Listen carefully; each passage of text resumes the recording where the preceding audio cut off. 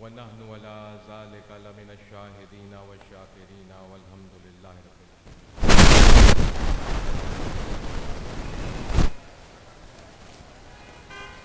آج کی یہ محفل جو کہ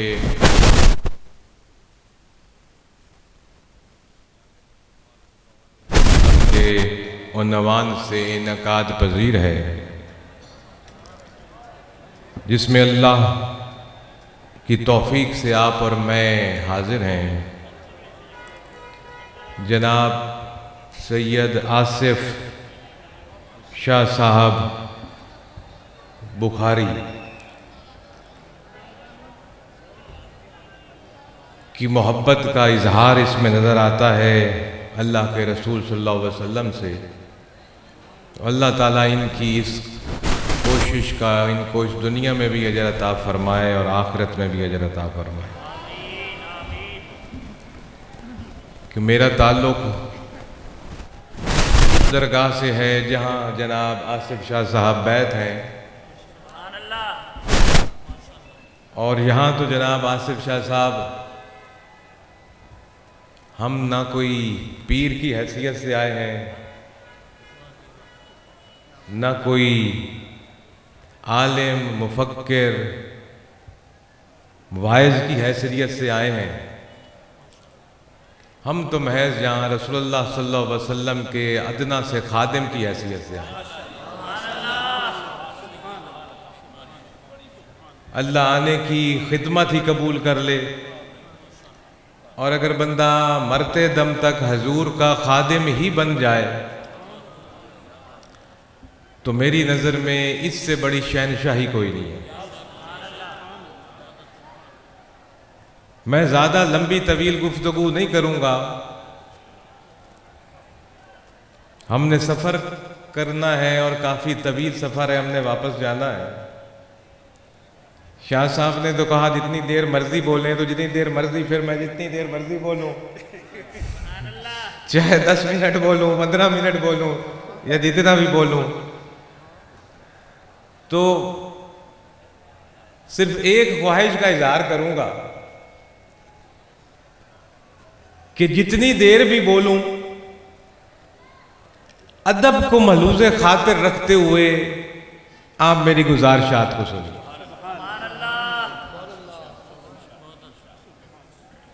کیونکہ یہ محفل کس کے ذکر کی سجائی گئی ہے، کس کے شان کی سجائی گئی ہے، کہ جن کے ادب کی تلقین اللہ وحدہ لا شریک نے قرآن میں فرمائی۔ اس لیے یہ تو ایسا ادب ہونا چاہیے کہ دیکھنے والے کو واقع ہی پتا چلے کہ یہاں کوئی عاشق رسول بیٹھے ہوئے۔ مختصر سے گفتگو کروں گا، ویسے بھی شاہ صاحب میرا معمول ہے میں کہیں بھی 30 منٹ سے زیادہ بات نہیں کرتا، اور میری یہ سوچ ہے کہ اگر جامع گفتگو کر دی جائے تو چند منٹ ہی بہت ہوتے ہیں،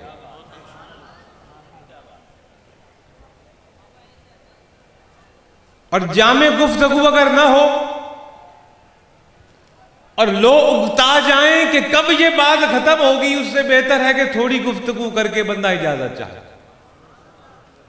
اللہ تعالیٰ آپ کے ذوق شوق کو بڑھائے۔ شاہ صاحب بہت خوبصورت محفل آپ نے سجائی، بڑے لوگوں کو مدعو کیا یہاں، اور شاہ صاحب کی بڑی ہی پرزور اصرار پر ہم یہاں تشریف لائے، اور خاص کر دربار عالیہ کے سجادہ نشین حضرت سید محمد شیراز شاہ جو یہاں تشریف لائے ہیں۔ آپ تو جاتے ہی نہیں ہیں محفلوں میں، لیکن وہ شاہ صاحب آپ کی اصرار پر یہاں تشریف لائے، آپ کو ان کا شکریہ ادا کرنا چاہیے کہ وہ محافلوں میں زیادہ شرکت نہیں فرماتے اپنے ایک مزاج اور شوق کے مطابق، لیکن وہ یہاں تشریف لائے ہیں، جس سے کہ اس محفل کو اور رونق ملی ہے ان کے آنے سے۔ میں کوئی 10-15 منٹ آپ سے تھوڑی سی گفتگو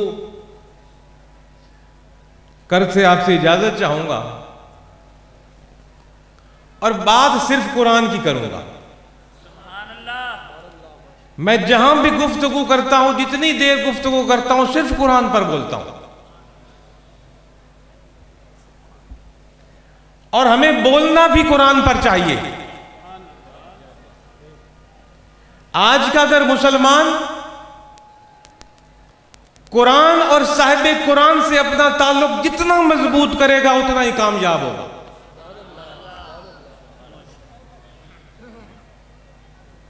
نمازی تو ہم شاید رہ گئے ہیں، کچھ حاجی بھی ہیں، روزے دار بھی ہیں، لیکن وقت کی ضرورت ہے کہ قرآن اور صاحب قرآن سے ہم اپنا تعلق مضبوط کریں۔ جتنا تعلق ہمارا قرآن اور صاحب قرآن سے مضبوط ہوگا، اتنا ہی ان میلادوں میں آنے کا، بیٹھنے کا، گفتگو کرنے کا، نعت خوانی پڑھنے کا اور نعتیں سننے کا کوئی فائدہ ہوگا۔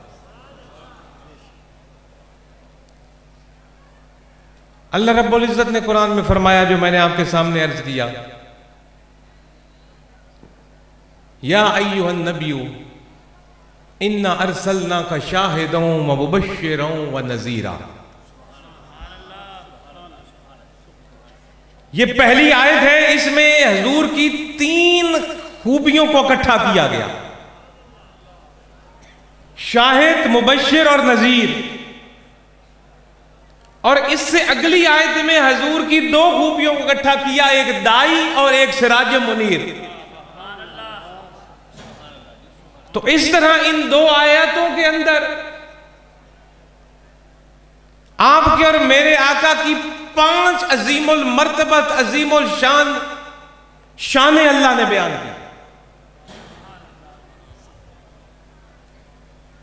حضور کی شان کوئی عالم اپنے علم سے بیان نہیں کر سکتا، کوئی نعت خوان اپنے کلام سے بیان نہیں کر سکتا، اپنے جذبات کا اظہار ضرور کر سکتا ہے، لیکن جو شان خالق کائنات نے قرآن میں صاحب قرآن کی بیان کی، اس کی کوئی مثال نہیں ملتی۔ اب آئیے، یہاں آیت کا آغاز ہوا نبی کے لفظ سے، یا ایھا النبی، اے نبی۔ میں سب سے پہلے یہ عرض کرنا چاہتا ہوں کہ نبی کسے کہتے ہیں؟ نون بے یہ نبی، یہ جو لفظ ہے نبی، اس کا کیا معنی ہے؟ برے صغیر پاک و ہند کے اندر، کیونکہ ہم برے صغیر پاک و ہند کے اندر بیٹھے ہیں، یہاں کی گفتگو زیادہ ضروری ہے کرنی۔ برے صغیر پاک و ہند کے اندر 2 ایسی شخصیتیں گزری ہیں جنہوں نے نبی کی تعریف کی ہے۔ ایک بریلی میں احمد رضا بریلوی صاحب، اور ایک ملتان میں احمد سعید کاظمی صاحب۔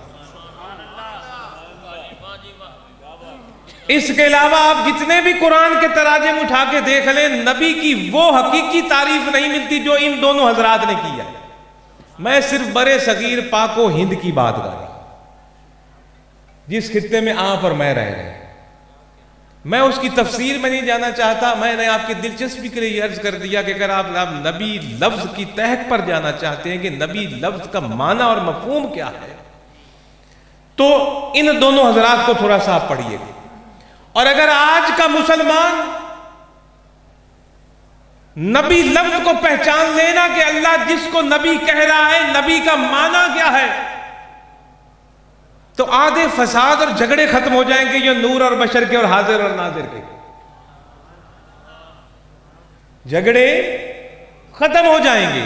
نون بے یہ بے نبی لفظ کا معنی ہوتا ہے ایسی شخصیت جو یہ اللہ فرما رہا ہے، یا ایھا النبی، کہ اے نبی، انا ارسلناک، میں نے آپ کو بھیجا، شاہدوں مبشروں و نذیر بنا کر، اور دائی اللہ کا بنا کر، اور سراجم منیر بنا کر۔ نون بے یہ بے نبی لفظ کا معنی ہے غیب کی خبر دینے والا۔ عربی لغت کی کسی بھی ڈکشنری میں جا کے دیکھ لیں، نبی لفظ کا معنی ہے ایسی خبریں دینے والی شخصیت جس کو آپ کی نظر نہ دیکھے۔ اب اس معنی کے بعد بھی اگر کوئی کہے کہ غیب کی خبر اس کو نہیں جو نبی ہے، کہ اس غیب کی خبر نبی کو نہیں جو خود نبی ہے، تو نون بے یہ بے نبی تیرے اور میرے رب نے قرآن میں کیوں ارشاد فرمایا؟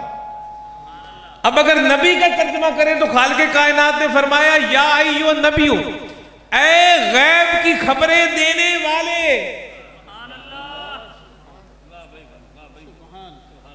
اس میں ایک بات ذہن بٹھا لیجئے، اس دنیا میں جس کے پاس جو کچھ بھی ہے عطائی ہے۔ یہ ہمیشہ دین میں بٹھائیے، میں مختصر گفتگو کروں گا، جامع گفتگو کروں گا میلاد کے حساب سے اور نکلوں گا یہاں سے۔ ہمارے پاس اس دنیا میں جو کچھ بھی ہے عطائی ہے، ذاتی نہیں ہے۔ ذاتی جو کچھ بھی ہے صرف اللہ کا ہے، باقی جس کے پاس جو کچھ ہے عطائی ہے۔ میرے پاس جتنا علم ہے میرا نہیں، رب کا عطا کرتا ہے۔ کسی کے پاس زندگی ہے تو رب کی عطا کرتا، کسی کے پاس جوانی ہے تو رب کی عطا کی ہوئی، کسی کے پاس وزارت ہے تو رب کی عطا کی ہوئی، کسی کے پاس بادشاہی ہے تو رب کی عطا کی ہوئی، کسی کے پاس ولایت ہے تو رب کی عطا کی ہوئی، کوئی کتب ہے تو رب کی عطا سے، کوئی ابدال ہے تو رب کی عطا سے، کوئی غوث ہے تو رب کی عطا سے، کوئی نبی ہے تو رب کی عطا سے، کوئی رسول ہے تو رب کی عطا سے، کوئی خاتم النبیین ہے تو رب کی عطا سے، کوئی امام المرسلین ہے تو رب کی عطا سے۔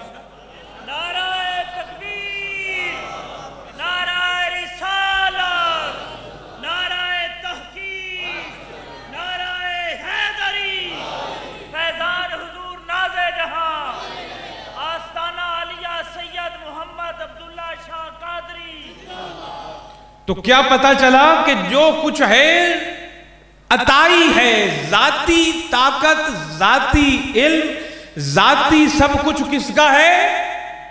اللہ کا ہے۔ اب وہ ذاتی ہر چیز کی ملکیت رکھنے والا جس کو جو عطا کرے وہ بھی تو ہمیں تسلیم کرنا پڑے گا۔ کسی کو اگر وہ ولایت دیتا ہے تو رب کی عطا ہے، ہمیں ماننا پڑے۔ کسی کو نبوت دیتا ہے تو رب کی عطا ہے، کسی کو خاتم النبیین کے مقام پر پہنچاتا ہے تو رب کی عطا، کسی کو سید المرسلین کے مقام پر لے جاتا ہے تو وہ بھی رب کی عطا۔ اب جب یہ پتا چل گیا کہ سب کچھ ہی رب کی عطا ہے، اور جس کو اس نے نبی بنایا اور نبی بنا کر کہا تو نبی ہے، نبی اس کو کہتے ہیں جو غیب کی خبر دے۔ اب ہو اللہ کا نبی اور اس کے پاس کوئی غیب کا علم نہ ہو تو نبی کے پاس جو بھی غیب کا علم ہے رب کی عطا ہے۔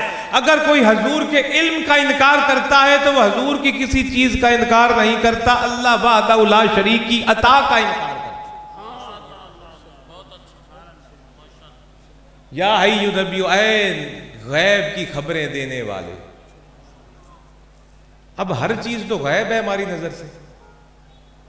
سب سے پہلے تو اللہ کی ذات، فرشتوں کی وجود، جنت، دوزخ، لو، کرسی، قیامت کا دن، پچھلے نبی، جو کچھ بھی ہے سب تیری اور میری نگاہ سے غائب ہے، لیکن تیری اور میری نگاہ سے غائب ہے، لیکن غیب بتانے والے نبی نے سب کی خبر دی۔ جو اس کو تسلیم کر گیا وہ مسلمان ہو گیا، جو تسلیم نہ کیا وہ کافر ہو گیا۔ مزید آگے بات کو بڑھانے سے پہلے عرض کروں، جو میں نے شروع میں عرض کیا کہ ہمیں قرآن اور صاحب قرآن سے اپنا رشتہ مضبوط کرنا چاہیے۔ تو جب ہم قرآن پڑھتے ہیں تو قرآن کے شروع میں کیا آتا ہے؟ ذرا قرآن کی پہلے صفحے میں تو دعا ہے سورہ فاتحہ کی صورت میں، اور اس کے بعد آگے سے قرآن کے مضامین کا آغاز ہوتا ہے۔ قرآن کے مضامین کا آغاز ہوتا ہے، رب فرماتا ہے ذالک الکتاب لا ریب فیہ، کہ یہ جو کتاب تیرے ہاتھ میں ہے اس پہ کوئی شک نہ کرنا کہ یہ رب کا کلام ہے، لیکن ہے رب کا کلام ہدی للمتقین، لیکن ہدایت صرف متقی کو دے گا۔ ہے تو رب کا کلام، لیکن اس سے ہدایت، اس سے نفع، اس قرآن سے فائدہ صرف وہ اٹھائے گا جو متقی ہے۔ چاہے تیرے سینے میں قرآن حفظ ہو، لیکن تو متقی نہیں، قرآن سے ہدایت نہیں پائے گا۔ چاہے تیرے گھر میں غلافوں میں لپٹا ہوا قرآن ہو تو صبح شام اس کو بوسے دیتا ہو، ہماری مسجدوں کی الماریاں قرآن سے بھری پڑی ہوں، لیکن متقی کوئی نہ ہو اسے پڑھنے والا، تو رب فرماتا ہے کلام تو میرا ہے، اس میں کوئی شک نہیں، لیکن ہدایت صرف اس کو ملے گی پڑھنے سے جو پہلے متقی بنے گا۔ تو معلوم ہوا قرآن کلام تو اللہ کا ہے، لیکن اس سے نفع اٹھانے کے لیے ہمیں متقی بننا پڑے گا۔ تو الہی متقی کون ہے؟ الہی متقی کون ہے جو قرآن سے فائدہ اٹھائے؟ اگلی آیت میں آئے ہدی للمتقین، متقی ہی ہدایت پائے گا۔ متقی کون ہے؟ متقی کی پہلی شرط ہے الذین یؤمنون بالغیب۔ متقی کی پہلی شرط ہے الذین یؤمنون بالغیب۔ کون سے غیب پر ایمان لانے والا؟ جو غیب کی خبریں بتانے والے نبی نے بتایا۔ متقی بننے کی پہلی شرط ہے الذین یؤمنون بالغیب، جو غیب پر ایمان لایا۔ غیب پر ایمان کون سے غیب پر ایمان؟ جو غیب کی خبریں دینے والے نبی نے ہمیں غیب بتایا۔ تو جو حضور کے علم میں غیب کو تسلیم نہیں کرتا وہ تو قرآن سے ہدایت نہیں پا سکتا۔ قرآن کی الف لام میم و والناس کسی چیز کو کچھ نہیں پا سکتا جب تک کہ غیب کی خبریں بتانے والی زبان سے جو نکلا اس کو تسلیم نہ کیا۔ کیا جناب وہ مولانا شاکر صاحب، حضور نے ایک دفعہ وہ جو سودا فرمایا تھا گھوڑے کا، حضور ٹہلتے ہوئے، آپ تمام حضرات پڑھے لکھے بیٹھے ہیں، میری بات سے پہلے بھی یہ سنی ہوئی ہوگی، حضور مدینہ منورہ سے ٹہلتے ہوئے باہر تشریف لے گئے۔ وہاں ایک قبیلہ مسافر تھا کہ جو کہ تجارت کی غرض سے گزر رہے تھے، وہاں رکے تھوڑی دیر۔ وہ حضور اس قبیلے سے گزرے، آپ کو ایک گھوڑا پسند آ گیا۔ گھوڑا پسند آ گیا، حضور نے فرمایا بھائی بیچو گے؟ انہوں نے کہا بیچیں گے۔ سودا طے ہوا اتنی رقم میں، جی گھوڑے کا سودا ہو گیا۔ حضور نے فرمایا میں کوئی خریدنے کی غرض سے تو آیا نہیں تھا، میں تو سیر کرنے کی غرض سے آیا تھا، تو اتنے میں سودا طے ہو گیا، میں واپس جاتا ہوں، رقم لے کر آتا ہوں اور تمہیں دے دیتا ہوں۔ حضور واپس تشریف لے گئے۔ کچھ دیر کے بعد جب رقم لے کر واپس آئے، اسی دوران اس کے پاس ایک اور بندہ آیا اور اس نے اس سے زیادہ رقم دی جو حضور سے اس نے طے کی تھی۔ تو جناب اس کی نیت میں جھول آ گیا کہ زیادہ رقم مل رہی ہے، اس کو دے دیتا ہوں۔ حضور نے کہا بھائی سودا مجھ سے طے ہو گیا تھا، مجھے دو رقم۔ تو اس نے کہا بھائی گواہ لے آئیں۔ گواہ لے آئے تو آپ کا، حضور نے کہا گواہ تو کوئی نہیں تھا، لیکن وہ صحابی حضرت خزیمہ وہ اس وقت موجود نہیں تھے جس وقت سودا ہوا تھا۔ انہوں نے کہنے لگے میرے سامنے سودا ہوا اتنے کا، سودا ہو گیا۔ حضور نے بعد میں اس سے پوچھا کہ بھائی تم تو وہاں موجود نہیں تھے، تم نے کیسے وہ گواہی دے دی؟ تو انہوں نے عرض کیا حضور ہم نے کون کون سی غیب کی خبروں پہ پہلے آپ کی بات پر گواہی نہیں دی؟ آپ نے فرمایا لا الہ الا اللہ، اللہ کے سوا کوئی معبود نہیں، ہم نے تو کوئی اللہ نہیں دیکھا۔ ہم نے کہا ٹھیک ہے جی کوئی معبود نہیں۔ آپ نے فرمایا محمد رسول اللہ، میں محمد اللہ کا رسول ہوں، ہم نے تو کوئی دیکھا نہیں، ہم نے تو آپ کی زبان پر یقین کیا، ہم نے کیا کیا نہیں اس زبان سے نکلی ہوئی لفظ کو تسلیم کیا، تو یہ تو ایک گھوڑا تھا اور تو کوئی چیز۔ تو وہ میں نے عرض کیا متقی ہی قرآن سے ہدایت پا سکتا ہے، اور متقی کی پہلی شرط ہے الذین یؤمنون بالغیب، کہ وہ غیب پر یقین لاتا ہے۔ اور غیب کون ہے؟ غیب جو غیب بتانے والے نبی کی زبان سے نکلا وہ غیب۔ اب یہ بات میں یہاں ختم کرتا ہوں، کیونکہ اس کی تفصیل میں مزید چلا گیا نا تو بڑا وقت ہو جائے گا، اور آپ بھی بور ہو جائیں گے، میں بھی تھک جاؤں گا۔ اب رب العزت نے جب ارشاد فرمایا کہ اے غیب کی خبروں دینے والے، اِنَّا أَرْسَلْنَاكَ شَاهِدًا وَمُبَشِّرًا وَنَذِيرًا، اب ان لفظوں پر آتے ہیں۔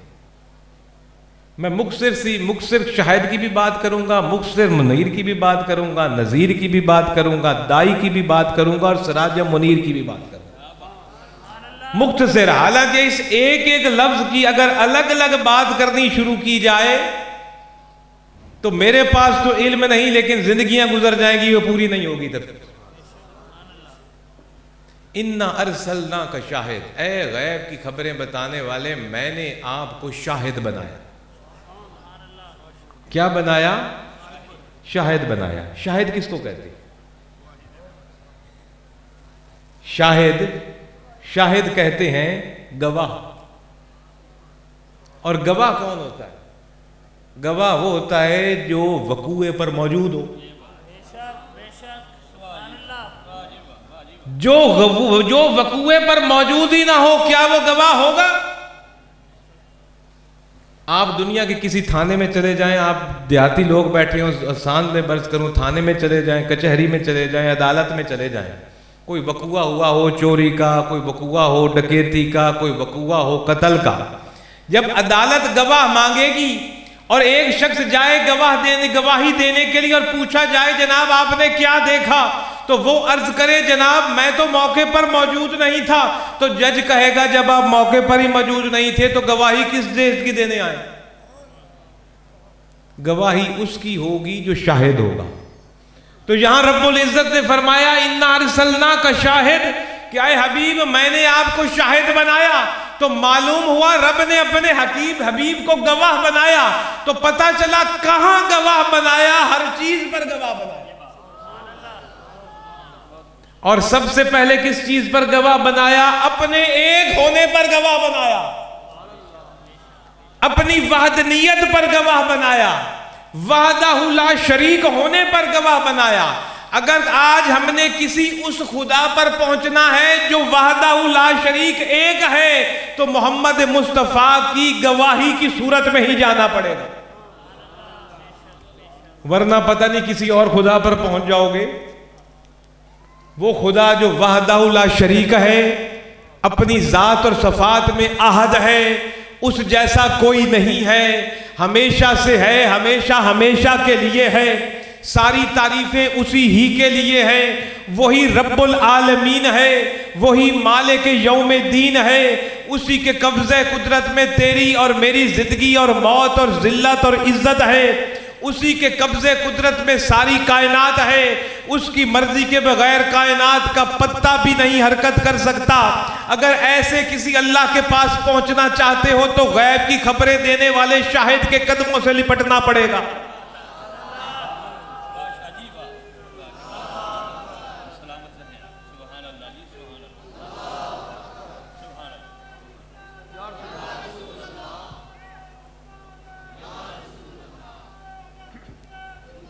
اِنَّا أَرْسَلْنَاكَ شَاهِدًا، میں نے گواہ بنا کر بھیجا ہے حبیب۔ کس چیز پر گواہ بنا کر بھیجا؟ اپنی وحدانیت پر اور اپنے وحدہ لا شریک ہونے پر گواہ، اپنے عرش اور کرسی پر گواہ، جنت اور دوزخ کے وجود پر گواہ، فرشتوں کے وجود پر گواہ، آدم کی نبوت پر گواہ، آدم سے لے کر عیسیٰ علیہ السلام کی تمام انبیاء کی نبوت اور رسالت پر گواہ، کل آنے والی قیامت کے دن پر گواہ، صاحب شفاعت پر گواہ، سورج چاند ستاروں پر گواہ، جو کچھ کائنات میں موجود ہے سب کا گواہ بنا کر اللہ نے اپنے حبیب کو جلوہ فروخت کیا۔ اب یہ میں شاہد کو یہیں روک دیتا ہوں، اگر شاہد کی گفتگو پہ چلے جائیں تو آگے باتیں رہ جائیں گی، 11:15 ہو گئے ہیں۔ شاہدوں مبشروں ونذیرا، اب اللہ نے فرمایا شاہد میں نے بنایا، اس کے بعد میں نے مبشر بنایا اور نذیر بنایا۔ میرے بھائیو دیکھو، اگر میں اپنا نمائندہ کہیں بھیجوں گا نا تو میں اس کو کچھ اختیارات دے کر بھیجوں گا۔ اگر میں اپنے نمائندے کو بے اختیارہ بھیجوں گا نا تو وہ کچھ کر نہیں سکتا، وہ میرا نمائندہ کسی سے مذاکرات بھی نہیں کرے گا اگر اس کے پاس میں اختیارات نہ دوں۔ کوئی اختیار کسی کو دو گے تو وہ آپ کی نمائندگی کہیں کرے گا جا کر۔ تو جو رسول ہوتے ہیں یہ اللہ کی نمائندگی کر رہے ہوتے ہیں، اس کی ذات کی نمائندگی کر رہے ہوتے ہیں دنیا میں لوگوں کے سامنے، اس کا دین پڑھا رہے ہوتے ہیں لوگوں کو اس کی طرف لے کر جا رہے ہوتے ہیں۔ تو اللہ جس شخصیت کے سر پر رسالت اور نبوت کا تاج سجاتا ہے پھر اس کو اختیارات بھی دیتا ہے۔ دینے والا وہ ہے، لیکن آگے ان اختیارات کو تقسیم کرنے والے یہ لوگ ہوتے ہیں۔ تو یہاں رب نے فرمایا گواہ بنا کر میں نے آپ کو خوشخبری دینے والا سنا بنا کر بھیجا اور عذاب سے ڈرانے والا بنا کر بھیجا۔ خوشخبری سے کیا مراد؟ کہ جو تیری غلامی میں آ جائیں گے، اس طریقے پر چل پڑیں گے، تیری اتباع میں آ جائیں گے، تیری اطاعت میں آ جائیں گے، ان کو خوشخبریاں دیتے جاؤ، بشارتیں دیتے جاؤ رب کی بخشش اور جنت کی۔ اور جو تیری اطاعت اور اتباع میں نہ آئے، دیکھیں میرے بھائیوں قرآن میں اللہ ہمیں رسول اللہ کی اتباع کا حکم دیتا ہے۔ قُلْ إِن كُنْتُمْ تُحِبُّونَ اللَّهَ فَاتَّبِعُونِي يُحْبِبْكُمُ اللَّهُ، کہ تم اتباع کرو۔ اتباع کرنی ضروری ہے۔ اگر اتباع رسول نہیں ہوگی تو یہ نعرے اور میلاد کسی کام کے نہیں ہیں۔ آپ اور میں یہاں بیٹھے ہیں، اگر عشاء کی نماز پڑھ کر پڑھے بغیر بیٹھے ہیں اور صبح فجر بھی نہیں پڑھنی تو اتباع رسول نہیں، تو یہاں بیٹھنا بھی بے مقصد ہے۔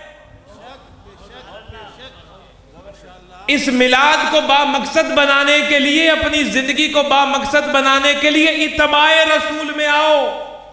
اتباع رسول میں آؤ گے تو اس کا صلہ رب فرماتا ہے میں تمہیں اپنا محبوب بنا لوں گا۔ تو رب کا محبوب بننے کی ایک ہی شرط ہے اتباع مصطفیٰ۔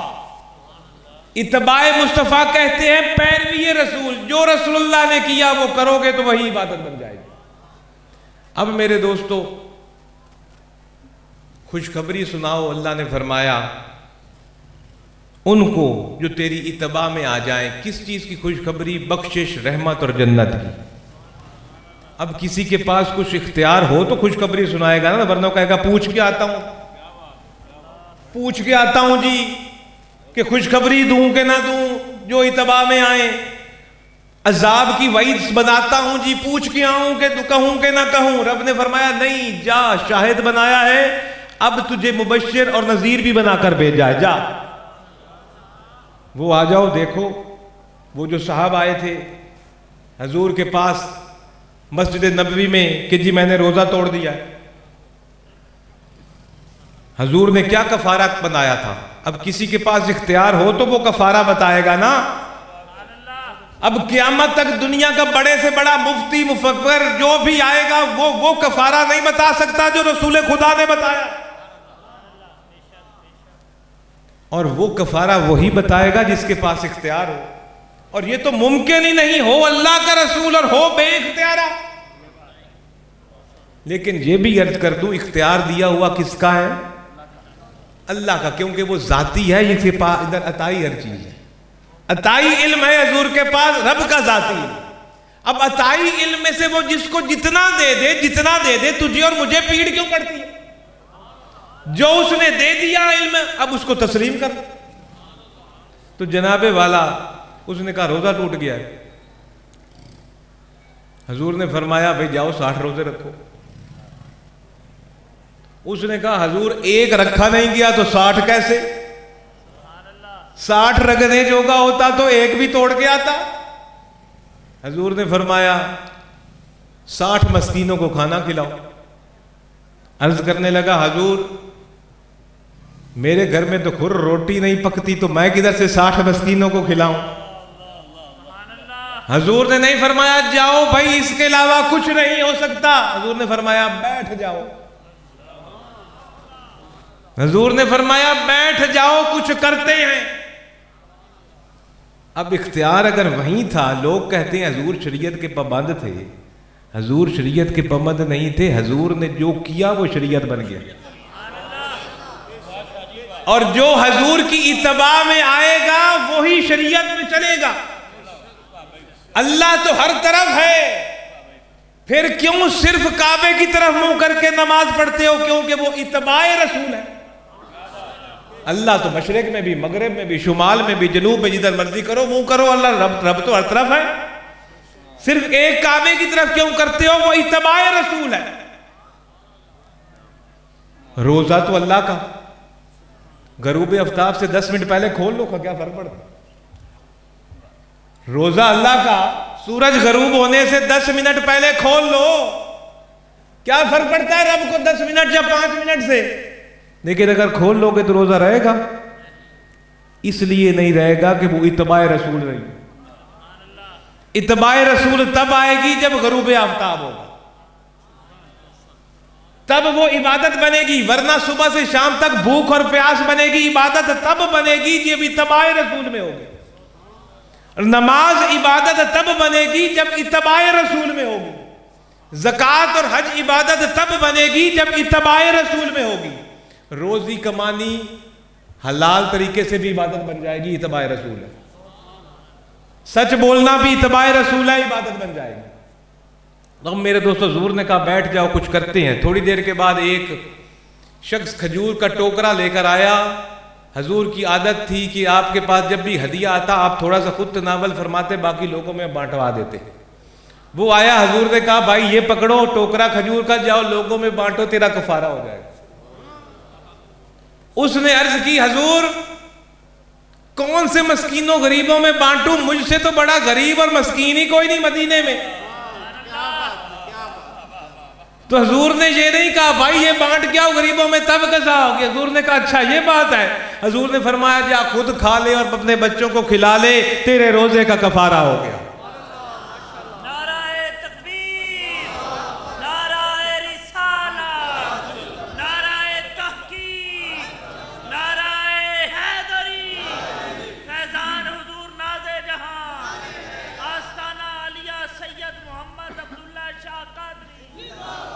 تو ہم تو بھائی ایسے رسول پر ایمان لا کے بیٹھے ہیں جو غیب کی خبریں دینے والا نبی ہے، جو شاہد ہے، جو خوشخبریاں بانٹنے والا ہے، اور وعید عذاب کی ان کو بتانے والا ہے جو اتباع رسول میں نہیں آتے، اور جس کے پاس رب کا دیا ہوا اختیار بھی ہے تقسیم کرنے کے لیے۔ اور اس کے بعد آخری 2 باتیں کہ رب نے فرمایا شاہد، مبشر اور نذیر، اور اس کے بعد دائی بنایا اللہ کا، اللہ کا دائی، اور آخر میں سراجم منیر۔ سراجم منیر کہتے ہیں چمکتا ہوا چراغ یا چمکتا ہوا سورج۔ اب اس میں ایک حکمت ہے، اللہ رب العزت نے یہ نہیں فرمایا کہ آپ کو میں نے ایک صرف چراغ یا سورج بنا کر بھیجا، رب نے فرمایا چمکتا ہوا بنا کر بھیجا۔ چمکتا ہوا اس لیے خالی اگر کہہ جائے، اگر اس کا معنی سورج لے لیا جائے تو پھر سورج تو غروب بھی تو ہو جاتا ہے، اس وقت تو سورج نظر نہیں آ رہا۔ اللہ رب یہ تشبیہ دے دیتا کہ اے حبیب میں نے آپ کو سورج بنا کر بھیجا، تو سورج تو غروب بھی ہو جاتا ہے، اس وقت تو سورج نہیں ہے، سورج گرہن بھی لگ جاتا ہے، سورج کے آگے بادل بھی آ جاتے ہیں، اس کی روشنی ماند پڑ جاتی ہے، کئی دن تک اگر دھند ہو جائے تو کئی دن تک سورج نظر بھی نہیں آتا، کوئی اس کا سایہ بھی نظر نہیں آتا، تو سورج تو غائب ہو گیا۔ اسی طرح چراغ اگر ہے تو چراغ کی روشنی بھی دن کو نہیں ہوتی، اور پھونک مار دیا جائے تو وہ چراغ روشنی دینے کے قابل نہیں رہتا۔ تو رب نے فرمایا میں نے خالی چراغ اور سورج آپ کو نہیں بنایا، بلکہ چمکتا ہوا چراغ اور سورج بنایا ہے، جو جس صدی میں بھی پیدا ہوگا تجھے چمکتا ہوا ہی دیکھے گا۔ کوئی پہلی ہجری میں تھا تو وہ سورج اس وقت بھی چمک رہا تھا ہدایت کے لیے، दूसरी सदी में कोई आया तो वो सूरज उस वक्त भी चमक रहा था हिदायत के लिए। आज जैसे आप और मैं 15वीं सदी हिजरी में बैठे हैं तो वो सिराज मुनीर आज भी हिदायत के लिए चमक रहा है। अगली सदी में भी चमकेगा, उससे आगे भी चमकेगा, क़यामत के दिन तक चमकता रहेगा। और क़यामत के दिन भी सिराज मुनीर चमक रहा होगा साहिब शफात पर खड़े होकर। साहिब शफात बनकर वो सिराज मुनीर चमकता हुआ सूरज उस दिन भी होगा। तो मेरे दोस्तों, वो चमकता हुआ सूरज आज भी है। आखिरी बात, हजूर की सूरत, हुजूर की सुन्नत, हजूर की शरीयत हमें से छुप नहीं गई है और इत्तबा करने के लिए हमें नजर आ रही है। उस चमकते हुई शख्सियत की इत्तबा हम करेंगे तो हमें हिदायत मिलेगी, हमें फलाह मिलेगी। हमारा हर अमल इबादत बन सकता है अगर इत्तबा रसूल में हम कर लें। एक पानी पीना है ना, अगर पानी भी उस अंदाज से पी लो जो इत्तबा रसूल में है। प्यास तो आपने बुझाई लेकिन वो भी इबादत बन गई। अगर माँ बाप से सलूक भी वो अंदाज में करो जो इत्तबा रसूल में आ जाए, इबादत बन गई। बीवी से रवैया भी वो रख लो जो इत्तबा रसूल के मुताबिक हो, तो वो भी इबादत बन गई। बच्चों से और हमसायों से रवैया उस अंदाज से इख्तियार कर लो जैसे रसूल खुदा ने इख्तियार किया, तो वो भी इबादत बन गई। सुबह से शाम तक और शाम से सुबह तक तेरे 24 घंटे ही इबादत बन सकते हैं अगर इत्तबा रसूल हम इख्तियार कर लें। तो जनाब शाह साहब, मेरे पास इतना ही स्टैमिना था बात करने का और हमने वापस भी जाना है और हजूर के अदना से खादम की हैसियत से मैंने आपसे गुजारिशात की हैं। अगर आप में से किसी को बात कोई पल्ले पड़ गई है तो मेरी बख्शिश का ज़रिया बन जाएगी, और मेरी किसी गुफ्तगू से अगर कोई अमल कर ले तो वो भी मेरी बख्शिश का ज़रिया बन जाएगी। तो मैं यही दुआ करूँगा आखिर में कि अल्लाह रब्बुल इज़्ज़त हम सबको रसूलुल्लाह सल्लल्लाहु अलैहि वसल्लम की इत्तबा इख्तियार करने की तौफीक अता फरमाए, अदब इख्तियार करने की तौफीक अता फरमाए। इत्तबा और अदब आएगा तो मोहब्बत आएगी। ये जो मोहब्बत रसूल के दावे हैं ना, अगर उसमें इत्तबा रसूल ना हो तो वो फिर मुनाफिकाना दावे होते हैं। अल्लाह ताला हमें अपने रसूल की हकीकी इत्तबा अता फरमाए, हमें अपनी ज़िंदगियों को कुरान और साहिब कुरान के साथ वाबस्ता करने की तौफीक अता फरमाए। जो किरदार रसूलुल्लाह सल्लल्लाहु अलैहि वसल्लम ने हमारे सामने रखा, हमें अपने रवैयों को उस किरदार के ताबे इख्तियार करने की तौफीक अता फरमाए। और अब आपसे इजाज़त, और आपके बाद इसके बाद आपका तो चलेगा ये प्रोग्राम, तो ये गुजारिश करूँगा जिस अदब से आप लोग बैठे हो इसी अदब से बैठकर अगला प्रोग्राम भी चलाएँ आप। और हमें इजाज़त, अल्लाह हम सब का हामी व नासिर हो। व आखिर दावाना अनिल हम्दुलिल्लाहि रब्बिल आलमीन।